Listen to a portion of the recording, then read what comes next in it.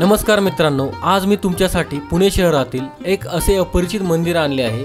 ते पुण्याच्या भरवस्तीत असून देखील पुण्यातील 90% लोकांना माहीतच नाही।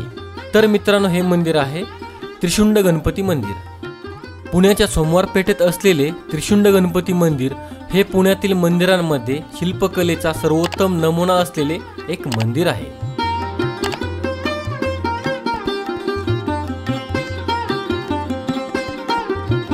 शहाजी राजांनी इसवी सन 1600 मध्ये शहापूर पेठ वसवली। 1735 मध्ये थोरले बाजीराव पेशवे यांनी व्यापाराला प्रोत्साहन देण्यासाठी शहापूर पेठेचा विकास करून सोमवार पेठ असे नामकरण केले। या मंदिराचे बांधकाम इसवी सन 1754 ते 1770 या कालावधीत इंदोर जवळील धामापूर मधील भीमगिरीजी गोसावी यांनी केले। मंदिराच्या बांधकामावर राजस्थानी, मराठी, दाक्षिण्य शैलीचा प्रभाव आहे। मंदिर पूर्णपणे काळ्या पाषाणात बांधलेले असले तरी ते पेशवेकालीन मंदिरांपेक्षा वेगळे आहे। पूर्वाभिमुख असलेल्या या मंदिराच्या खाली त्याच आकाराचे तळघर असल्यामुळे हे मंदिर उंच जोत्यावर बांधलेले आहे। मंदिराची सभामंडप, अंतराळ आणि गर्भगृह अशी रचना आहे। मंदिराच्या दर्शनी भागात राजस्थानी पद्धतीचे स्तंभ कोरलेले असून स्तंभावर घटपल्लवांचे स्तंभशीर्ष कोरलेले आहे। स्तंभावर कीर्तिम आणि साखळ्यांना लटकणाऱ्या घंटा दाखवलेल्या आहेत। प्रवेशद्वाराच्या दोन्ही बाजूला द्वारपाल कोरलेले असून दोन्ही द्वारपालांच्या बाजूच्या भिंतीवर एकशिंगी गेंड्याला साखळदंडाने पकडलेले ब्रिटिश सैनिक कोरलेले आहेत। हे शिल्प भारतातील तत्कालीन राजकीय परिस्थितीचे वर्णन करणारे असून हे शिल्प म्हणजेच इसवी सन 1757 साली झालेल्या प्लासीच्या लढाईत ईस्ट इंडिया कंपनीने बंगाल आणि आसाम प्रांतावर ताबा मिळवला याचे प्रतीक आहे। मंदिराच्या सभामंडपाच्या द्वारशाखेवर उजव्या सोंडेचा गणपती, गणेश यंत्र, गजांत लक्ष्मी, मकरमुखातून निघालेले महिरप, मोर, द्वारपाल, देवकोष्ठे कोरलेली आहेत।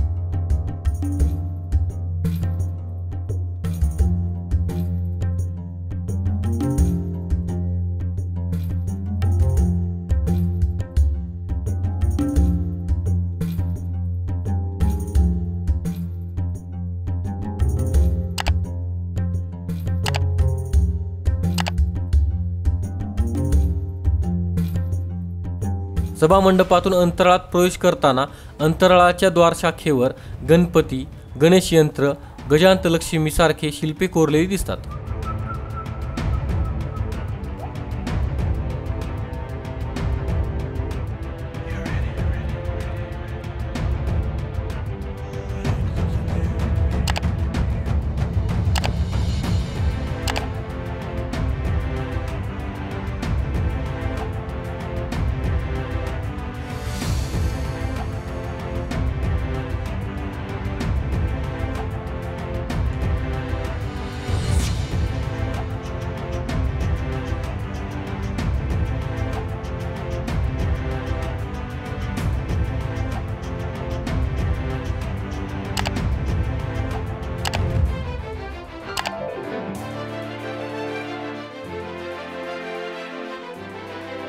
गाभाऱ्याच्या प्रवेशद्वारावर शंकर, नंदी, सिंह, साधूंची शिल्पे कोरलेली असून त्यावर फारसी, देवनागरी आणि संस्कृत भाषेतील वैशिष्ट्यपूर्ण शिलालेख आहेत। मंदिरात असलेले हे तिन्ही शिलालेख मंदिराच्या बांधकामासंदर्भात असून या शिलालेखांमधून हे मंदिर श्री महाकाल रामेश्वर आणि दत्तगुरू यांचे असल्याची माहिती मिळते।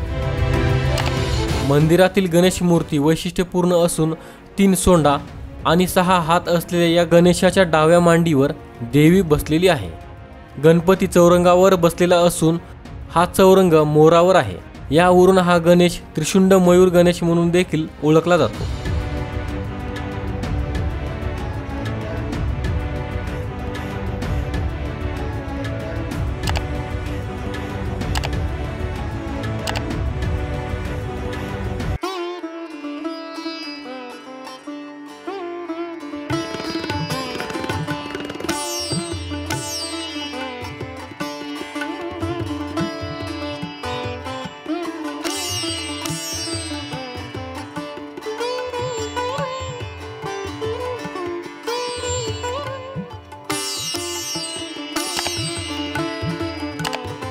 गाभाऱ्याच्या दोन्ही बाजूस प्रदक्षिणा मार्ग ठेवलेला आहे।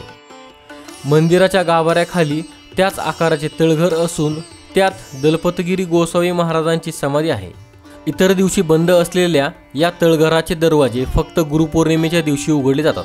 गुरुपौर्णिमेला तळघरातील समाधीचे दर्शन घेता येते। बाकी वर्षभर ह्या तळघरात गुडघाभर पाणी असते।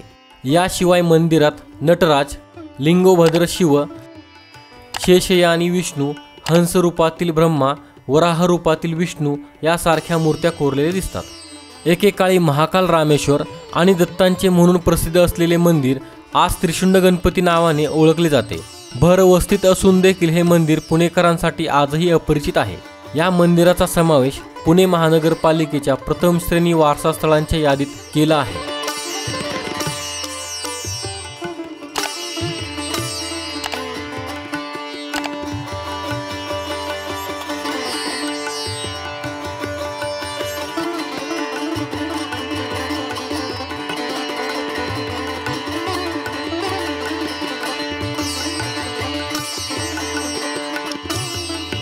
तर मित्रांनो, कसे वाटले तुम्हाला हे त्रिशुंड गणपती मंदिर? आवडले असल्यास कमेंट्समध्ये लिहा। गणपती बाप्पा मोरया। धन्यवाद।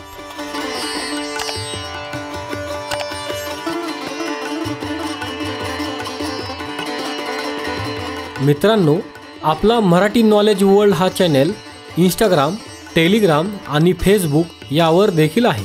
तिथे फॉलो करण्यासाठी डिस्क्रिप्शनची लिंक नक्की पहा। हा व्हिडिओ जर तुम्हाला आवडला असेल तर हा व्हिडिओ लाईक करा, व्हिडिओ शेअर करा आणि आपल्या चॅनलला सबस्क्राईब नक्की करा। धन्यवाद।